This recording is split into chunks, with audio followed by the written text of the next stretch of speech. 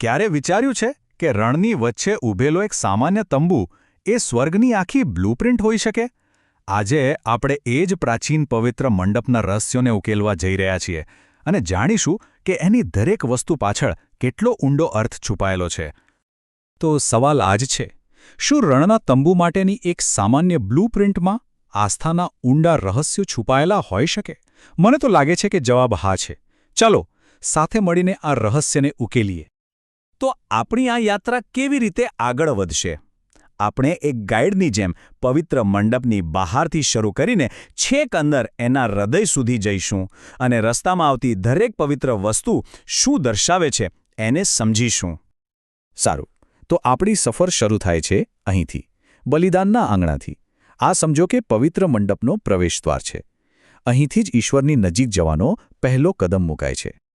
જેવા તમે આંગણામાં પગ મૂકો એટલે સૌથી પહેલી નજર જાય છે એક વિશાળ કાંસાની વેદી પર. અને આ કોઈ નાની સૂની વેદી નથી હો. આ જ એ જગ્યા હતી, એ કેન્દ્રબિંદુ જ્યાં પાપોની માફી માટે બલિદાન અપાતા હતા. શુદ્ધ થવાની આખી પ્રક્રિયાનો આ સૌથી પહેલો અને સૌથી અગત્યનો હિસ્સો હતો. પણ વાત ખાલી બલિદાનની નથી. આ વેદીનું પ્રતીક એના કરતાં ઘણું ઊંડું છે. એ પુત્રના ક્રોસ તરફ ઇશારો કરે છે. એ બાપ્તિસ્માની વાત કરે છે. અને હા, પાતાળલોક પરના વિજયનું પણ આ જ પ્રતીક છે. એટલે કે વિશ્વાસીઓ માટે પાપમાંથી શુદ્ધ થવાની શરૂઆત આ જ જગ્યાએથી થાય છે. ઓકે, વેદીથી થોડા આગળ વધીએ એટલે શું દેખાય? કાંસાની કુંડી, પાણીથી ભરેલો એક મોટો કુંડ. હવે આનું કામ શું હતું? તો જુઓ, યાજકો પવિત્ર સ્થાનમાં જાય એ પહેલાં અહીંયા પોતાના હાથ પગ ધોઈને શુદ્ધ થતા. એ એકદમ જરૂરી હતું. અને જેમ આપણે જાણીએ છીએ, અહીં દરેક વસ્તુનો એક ઊંડો અર્થ છે. તો આ પાણીથી શરીર સાફ કરવું એ માત્ર શરૂઆત હતી. આ કુંડી ખરેખર તો ઈશ્વરના વચનનું પ્રતીક છે. એ વચન જે આપણા આત્માના પાપને ધોઈ નાખે છે. એટલું જ નહીં, એ આપણને પ્રકટીકરણમાં જે રાજ્યાસન સામે કાચના સમુદ્રની વાત છે ને, એની પણ યાદ અપાવે છે. અને હા, બાપ્તિસ્મા અને નમ્રતાથી સેવા કરવાનો ભાવ પણ આમાં જ સમાયેલો છે. સારું, તો બહારના આંગણામાં બલિદાન અને શુદ્ધિની પ્રક્રિયા પૂરી થઈ. હવે આપણે ક્યાં જઈશું? હવે આપણે જઈ રહ્યા છીએ પડદાની પાછળ, પવિત્ર સ્થાનની અંદર. આ આપણી યાત્રાનો બીજો પડાવ છે. અને યાદ રાખજો, આ એવી જગ્યા છે જ્યાં સામાન્ય માણસ નહીં, પણ ફક્ત યાજકો જ સેવા કરવા જઈ શકતા હતા. કલ્પના કરો, તમે જેવો અંદર પ્રવેશ કરો છો, બહારનો સૂર્યપ્રકાશ ગાયબ થઈ જાય છે અને એની જગ્યાએ એક દૈવી પ્રકાશ આખા રૂમને ભરી દે છે. આ પ્રકાશ ક્યાંથી આવે છે? એ આવે છે સોનાની દીવીમાંથી. એની સાતેય શાખાઓ પર દીવા સતત બળતા રહે છે અને અંધકારને ત્યાં ફરકવા પણ નથી દેતા. તો આ પ્રકાશનો અર્થ શું છે? જુઓ, એના ઘણા સ્તરો છે. સૌથી પહેલો અને મુખ્ય અર્થ તો એ પુત્રનું પ્રતીક છે, જેમને જગતનો પ્રકાશ કહેવાયો છે. બીજું, એ ઈશ્વરના 7 આત્માઓ એટલે કે પવિત્ર આત્માની સંપૂર્ણતા દર્શાવે છે. અને છેલ્લે, એ આપણા સૌનું એટલે કે સંતો અને મંડળીનું પણ પ્રતીક છે, કારણ કે આપણને પણ દુનિયામાં આ જ પ્રકાશ ફેલાવવા માટેનું કામ સોંપાયું છે, ખરું ને? અને આ વાત શાસ્ત્રમાં પણ એકદમ સ્પષ્ટ છે. યોહાન 8:12 કહે છે, જગતનો પ્રકાશ હું છું. જે મારી પાછળ ચાલે છે તે અંધકારમાં ચાલશે જ નહીં, પણ જીવનનો પ્રકાશ પામશે. આનાથી વધુ સ્પષ્ટ શું હોઈ શકે? અહીં એક વાત સમજવી જરૂરી છે. જ્યારે આપણે ઈશ્વરના 7 આત્માઓ કહીએ છીએ, ત્યારે એનો મતલબ 7 જુદા જુદા આત્માઓ એવો નથી. ના, એ પવિત્ર આત્માની સંપૂર્ણતા અને એમના કામની વિવિધતા દર્શાવે છે. આ 7 જ્યોત એ સંપૂર્ણ જ્ઞાન અને પ્રકાશનું પ્રતીક છે. ઓકે, તો દીવીના પ્રકાશમાં આગળ નજર કરીએ તો બીજું શું છે? સોનાનું એક મેજ. અને આ મેજ ક્યારેય ખાલી નહોતું રહેતું. એના પર હંમેશા 12 તાજી રોટલીઓ મૂકેલી રહેતી. દરેક રોટલી ઇઝરાયેલના એક કુળનું પ્રતિનિધિત્વ કરતી. અને અહીં પણ એ જ નિયમ લાગુ પડે છે. જેમ દીવીનો પ્રકાશ ખાલી અજવાળું નહોતો, એમાં રોટલી પણ ખાલી પેટ ભરવા માટે નહોતી. એ તો જીવનની ખરી રોટલી એટલે કે પુત્રનું પ્રતીક છે. એ ઇઝરાયેલના 12 કુળોની સાથે સાથે એ દરેક વિશ્વાસીનું પ્રતિનિધિત્વ કરે છે જે ઈશ્વરના વચનથી એટલે કે આધ્યાત્મિક ખોરાકથી જીવે છે.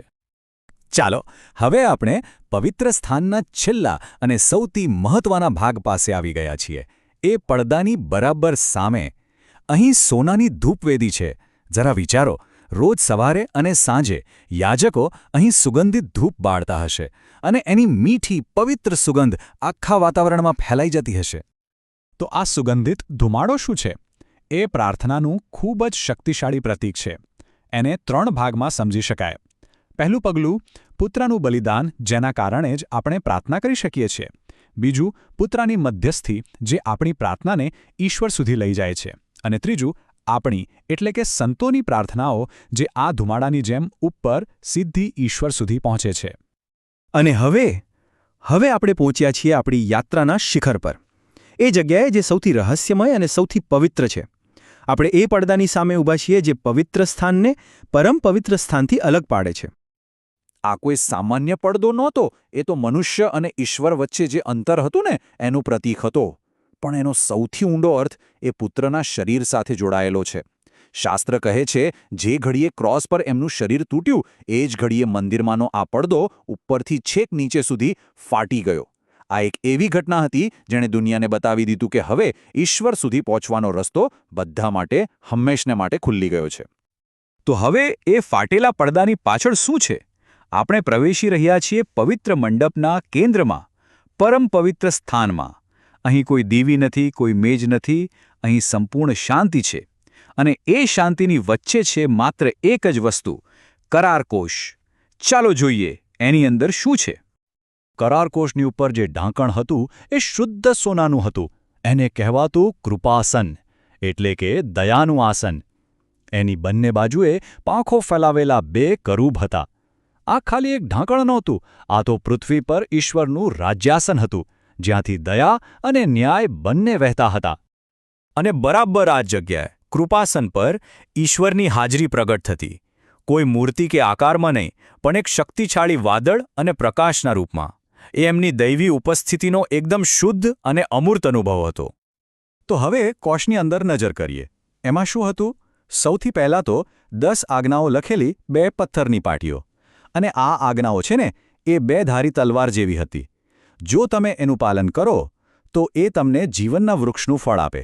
પણ જો તમે એને તોડો તો એ જ આજ્ઞા તમારા માટે ભલા ભૂંડાના જ્ઞાનનું ફળ બની જાય, જે ન્યાય અને સજા લાવે.